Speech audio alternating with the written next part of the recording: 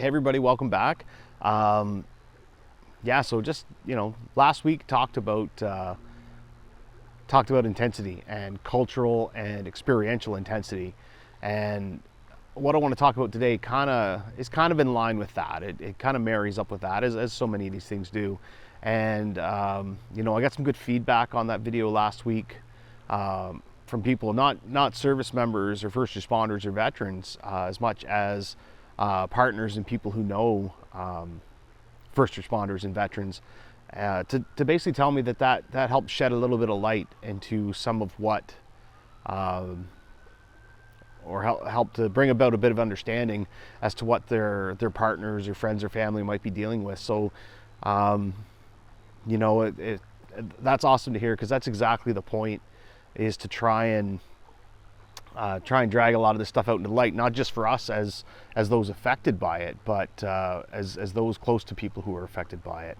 So what I wanted to talk about today was default aggressive behavior. And any of you who listen to the Jocko podcast, you'll hear me kind of refer to it a lot. And default aggressive is kind of one of those things they talk about there, and it's talked about in a leadership scope. And I'll refer back to the Jocko podcast a lot, because honestly, that Jocko has kind of given me a language that really sums up a lot of these things and a lot of these concepts. And so definitely, and I can definitely see how it relates to leadership and how it relates to what he's doing. So I'll use those terms a lot. So yeah, default aggressive behavior. So essentially, in leadership, or as a personality trait, being default aggressive, as I take it, or as I understand it, means when you're confronted with problems and challenges, there's kind of a couple ways you can go. You can kind of collect within yourself, hope for the best, wait for somebody to come up with a solution, or being default aggressive means you very assertively kind of take on that challenge, and you approach it head on. And being default aggressive, in terms of leadership traits, is something that is often sought after. When you look at the culture I came from, the Royal Canadian Regiment, the combat arms background, default aggressive behavior was pretty common across the board. I would say 80% of the people you dealt with most of the time were going to be, when something came up, they were at it. At least tactical problems, emotional and interpersonal problems outside of that professional realm, for me, were always harder to manage. But yeah, so I want to talk about default aggressive behavior, and I kind of want to talk about it in three instances, or three contexts. One is the context of that combat arms culture. One is in the context of when I left the combat arms and went to a support trade, and those professional dealings, and how being default aggressive maybe didn't always work. And I want to talk about it in the context of interpersonal relationships outside of those professional environments, or tactical environments, if you will. So right off the bat, default aggressive behavior within the combat arms, within the regiment, within platoons, within sections, is pretty much the norm. Tactical problem comes up, boom, you're at it. It would be easy to guess that when you have a group of 10, 30, or 100 people, predominantly men, lots of type A's, naturally default aggressive, that there'd be a lot of discord. And particularly dealing with leadership dealing with default aggressive subordinates. And sometimes there was, sometimes there's a bit of pushback, but looking back, for the most part, that was accepted as a way of doing business. That was accepted as the preferred way to be. You didn't want people to be meek and mild. You wanted them to be assertive. And I can look back and say that, yeah, there were times where that got abrasive between people, but as a rule, not. So, for example, tactical problem comes up. I go to my boss, let's say, and I say, hey, boss, this is what I saw, sergeant, warrant, whatever. This is what I want to do about it. And that might not be in line with what the warrant wants to do, or that supervisor wants to do. And they push back and go, no, this is what we're going to do. And, you know, even when you kind of aggressively went after a problem and then you got told, no, we're going to go at it this way, it usually wasn't a big deal. You know, it was usually recognized, either, you know, very literally recognized, or just generally accepted that, yeah, it's good, you're a go-getter, you're doing what you're supposed to do, this is a different direction. Because, you know, that next level supervisor, ideally, has a broader vision, so they know where it fits into the framework better, or they know different resources, they have a different view of the problem. So it was never a big deal, you know. And getting, you know, having subordinates who were assertive and came to you with solutions instead of just problems, because they aggressively, you know, they didn't just say, hey, this is a problem, and whine about it. They actually came up with a bit of a solution and came to you about it. You know, even if they weren't 100% on, you could either say, hey, you know, that's good, but we're going to go a different direction, or you could say, you know what, this part of that's really good. We're gonna muckle onto that. We're gonna employ that, but we're gonna do something else a bit different. And, you know, it's all in the name of professional development, and yeah, like those interpersonal interactions within that professional environment. And for the most part, you know, it always went well.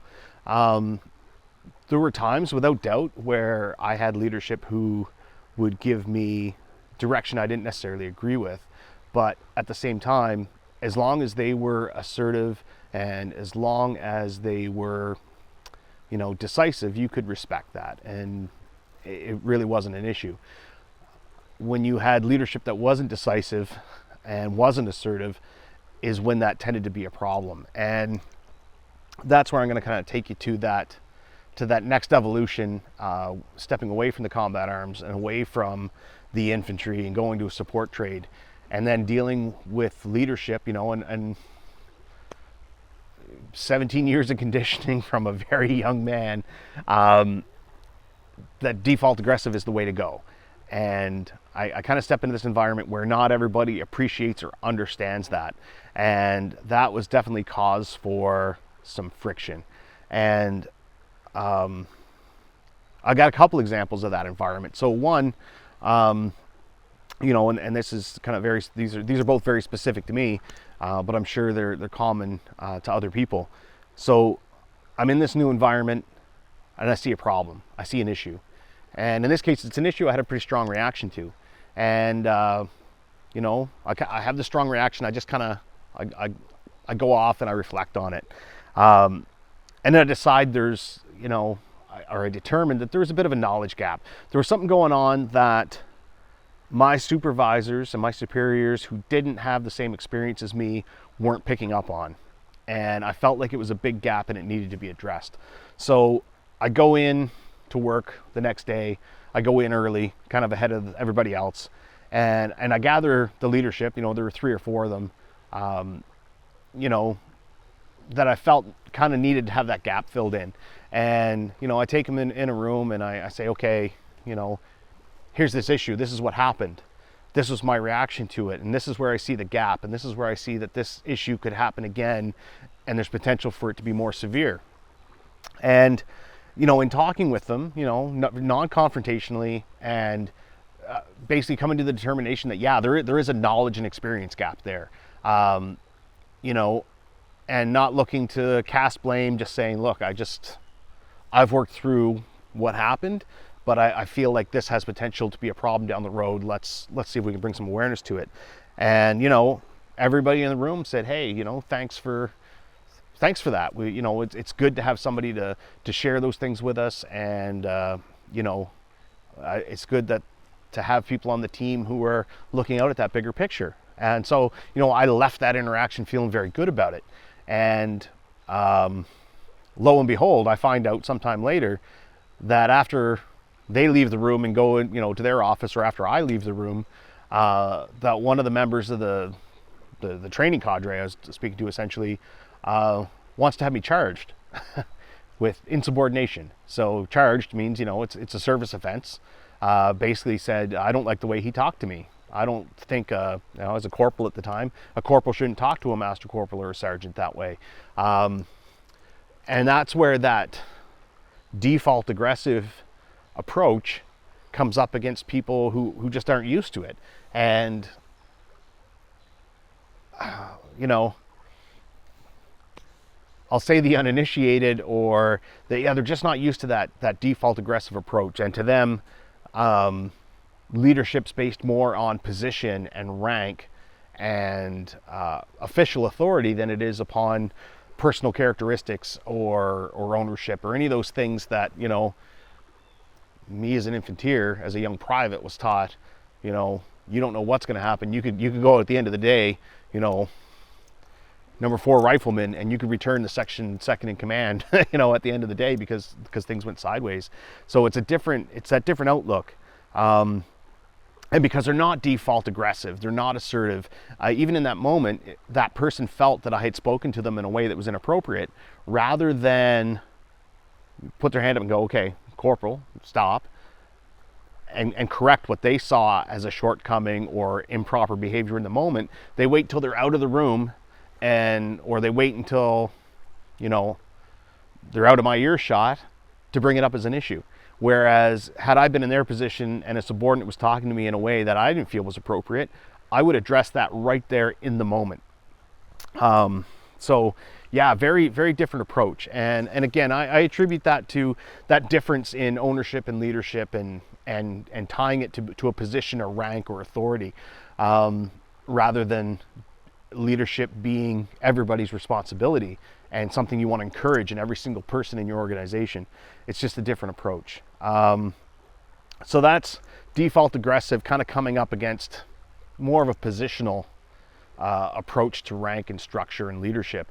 The second thing that happened to me as an image tech, and this is kind of, you know, you go from 2 default aggressive people interacting with each other to kind of the polar opposite, where you have somebody who's default aggressive dealing with somebody who I would say is default submissive, basically a people pleaser. You know, they just want to make everybody happy. And this is what I ran into kind of on the tail end of my career, working, essentially having somebody with positional authority over me, who had rank over me, who was default submissive, dealing with me, who's default aggressive. And first off, I'll say dealing with that more positional type of leadership and that different approach to handling, you know, a subordinate who you feel is out of line. I experienced that for a lot of years before I get to this next part. And just to take my own personal ownership of that, that default aggressive trait within me, or that approach within me, you know, I'm still hardwired to go, that's the right way to do things, just to be upfront and transparent and kind of unflinching about that. And so I have to rewind a bit and say, you know, as I ran into these problems again and again with that positional approach to leadership and interpersonal and professional counseling, I just started to go harder on the default aggressive mode. And that's managing that injury and that taking its toll. That's also an unwillingness to change on my part or to temper that reaction. And simply because, you know, at the end of the day, I left the infantry. I decided to leave the infantry of my own accord. But I didn't want to leave that infantry attitude. I didn't want to leave that. And I still value that very much. But I became just more and more entrenched in that position. And that's a part of, you know, living within that infantry environment and attitude was one of my coping mechanisms. This is one of the things that was holding me together. So I brought that with me into that new life, if you will, that new environment, and it didn't work. And instead of trying to find another approach, I just kept applying it harder and harder. So a lot of these interpersonal and professional problems started to get bigger in the tail end of my career. So that's important to say before we go on to this next part. I'm not just sitting here pointing the finger at other people going, they're not doing the right thing. It's definitely a matter of, I had that one tool in my toolbox. I had that one place where I was comfortable, and that worked in the infantry. That worked in the combat arms. People respected it. They understood it. When I took it to that new trade, people didn't quite understand it. and whether they respected it or they were a little bit of afraid of it or threatened by it.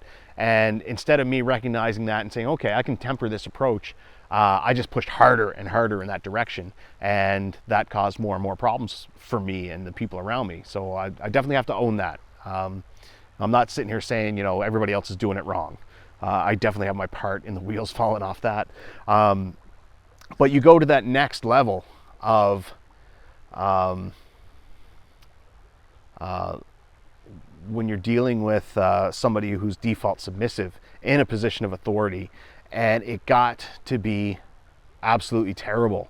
And I would bring problems forward and I'd identify them, and I would always get the placating answer like, oh yeah, no, it's good, oh, I'm glad you brought this to me. And then that person would inevitably disregard what I've brought forward, fail to push it forward. So again, very placating to your face. But it got so bad, it got to the point where, dealing with this for so long, I began to get ill. It's ultimately one of the things that led me to the decision to leave the forces, because it was affecting my health. I was a mess, and to the point where I ended up on sick leave for a couple of weeks. And okay, I'm going on sick leave for a couple of weeks, and what do you do before you go on leave? You give a handover. This is what I've got going on. This is what the status of this and this and this. So I sent a handover report, an email essentially saying, look, I'm going on sick leave. This is where I'm going. This is what I'm doing. This is why I'm going there. And essentially saying, you know what, I'm on sick leave. So here's the status of everything I've got in my purview. I really don't want to be contacted about work issues. This is my time to go and heal. And as it were, I was going hiking. I was going hiking for 2 weeks. That had been the plan for a long time before that. And again, for people who know me or people who know this about themselves, communing with nature, the adventure, the challenge, those are all things that are very healing. And that's what I recognized I needed. I wasn't going to go on sick leave and sit in my house for 2 weeks. I'd go back to work in worse shape than I ever left. So I sent this email. This is where I'm going. This is how you keep tabs on me, because I wear a GPS tracker. Contact me in the event of like serious emergency only, because otherwise I need to take a step away from this. And no response, cool. Away I went. Come to find out later, and that my chain of command then went to the medical system who issued me or put me on sick leave, and essentially said, we want to charge him with being AWOL because he's on sick leave and he went hiking. So in their mind, I was on sick leave and I was going on vacation because I wasn't sitting in my house festering. But again, that's that back door, and that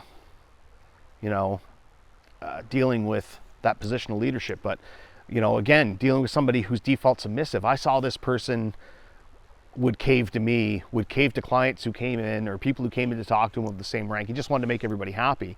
And when you try and make everybody happy, it ain't gonna work.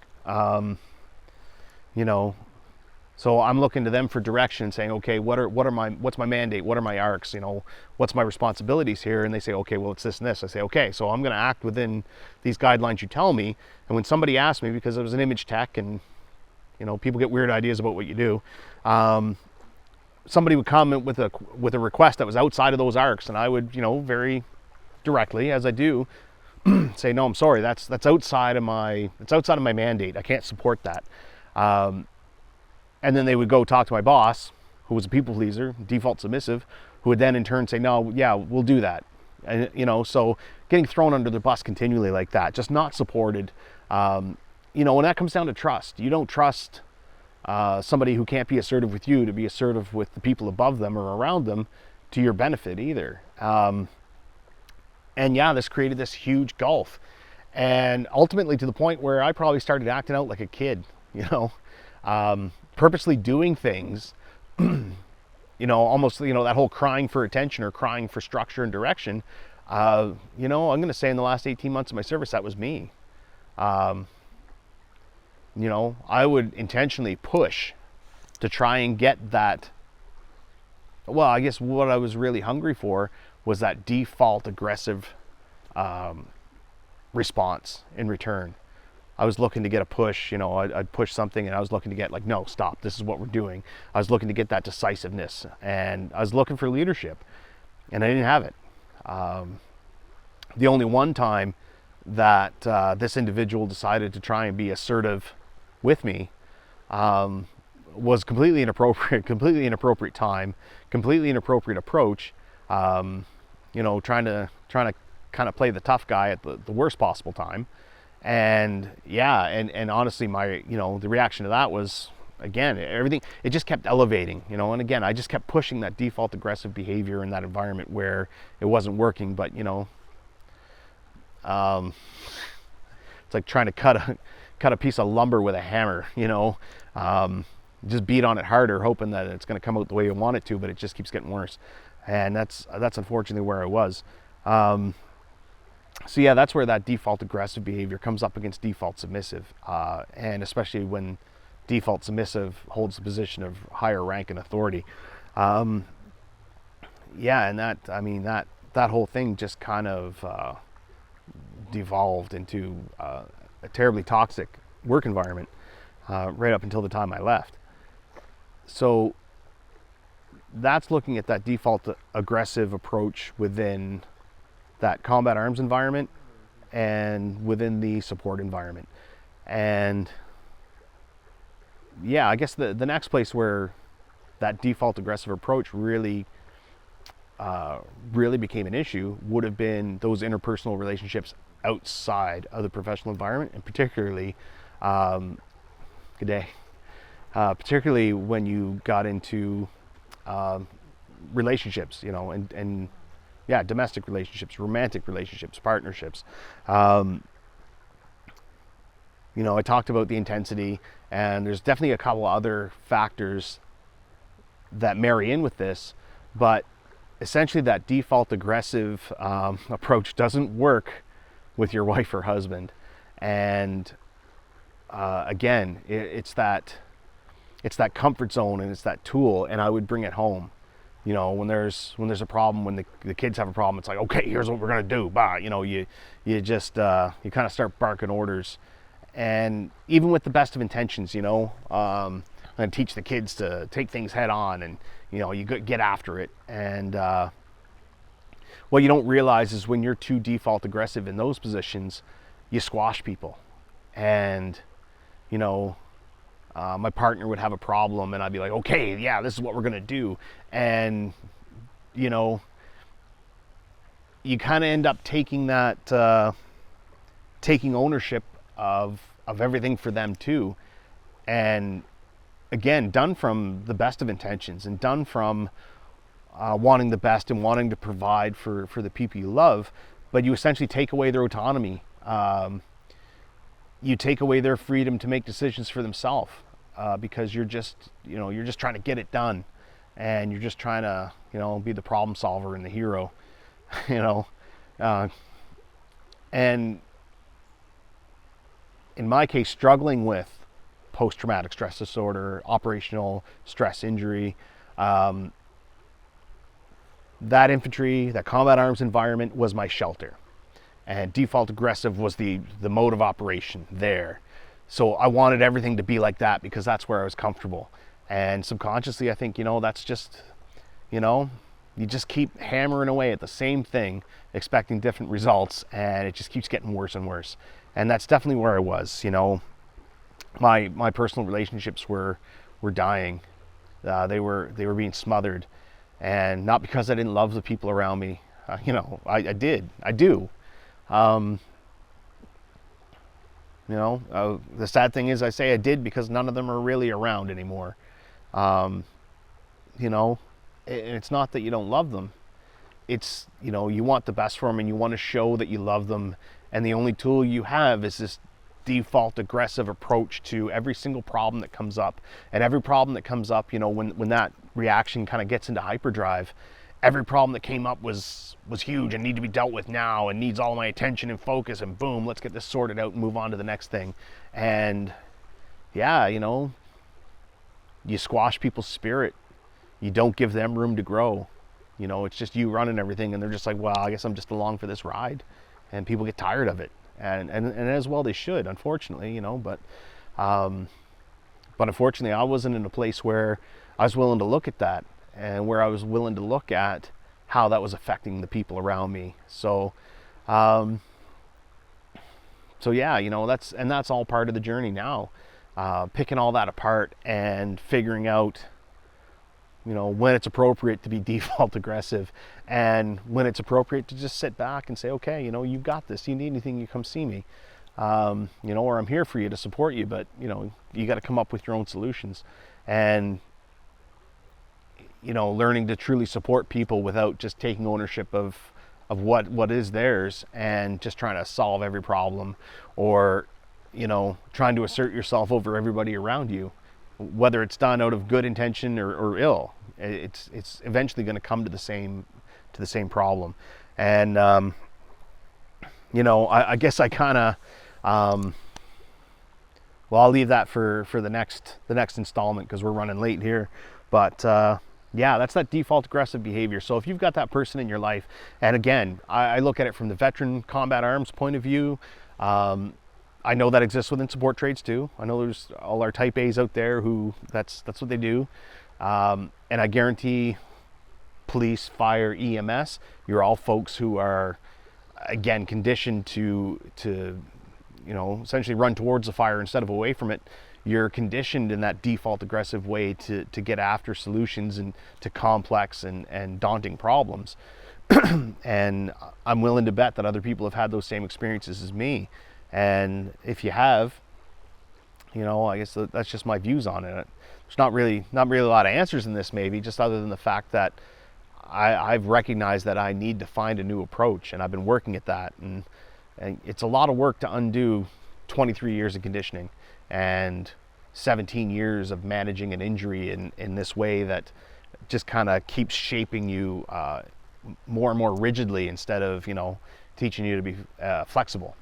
Tactically flexible, absolutely, can roll with the punches, but when it comes to those interpersonal dealings, not as flexible. Very, I became very narrow of scope in how I dealt with those things, and it was always front on, default aggressive. And when I wasn't met with assertive behavior in return, I didn't see that as, oh, I've overpowered your will. I just saw that as acceptance of the approach or the idea I was putting forward. It's like, okay, cool, it's a good idea, we're going to run with it. So yeah, I saw, silence is consent, or basically, if nobody pushed back, I saw that as agreement for whatever course of action I was kind of proposing, and ran with it then, and very blindly ran with it. And yeah, it's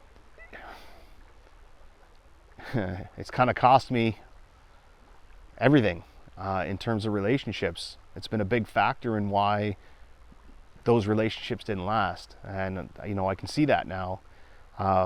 So anyway, my hope is that if you're maybe experiencing some of the same thing, maybe this helps you take a look at it, or even just achieve a bit of understanding of yourself. And I find looking at these things is what's helping me, and even sharing them like this is what's helping me kind of pick it apart and see where the things are connected and where I can improve and where I can do better. So I'll leave you with that. As always, ride dates are 5th of August to the 15th of August, leaving from Quebec City around the St. Lawrence Seaway and back. Yeah, lots happening. Registration's open right now. You go to the website in the descriptions and down at the bottom of the screen. And yeah, go get yourself signed up, and come on out for the day, come on out for the entire 11-day ride. Just come on out and say hello. If you don't ride, just meet us at one of our stops and say, hey, how's it going? Or take some time to talk and connect. If you've got a story to share and you're willing to come on camera and share your story about your reflection of your service, talk to us about your struggles and talk to us about what it is you're doing now, definitely get in touch, and we'll set up an interview, and we'll get you sharing your story, because there are people out there that need to hear it from you. They don't need to hear it from me. And the more voices we have sharing that, the more that stigma gets broken down, the fewer people suffer in silence. And that's exactly what we want to do. We want to bring that awareness as a whole, but we also want to bring that awareness to that community that it's okay to talk about it, and it's not okay to just suffer in silence and become isolated. So anyway, guys, I'm going to leave you with that for this week. I'll be coming back to you next week with kind of the next installment. Until then, take care of yourselves, take care of each other, check on your buddies. I'll see you next week.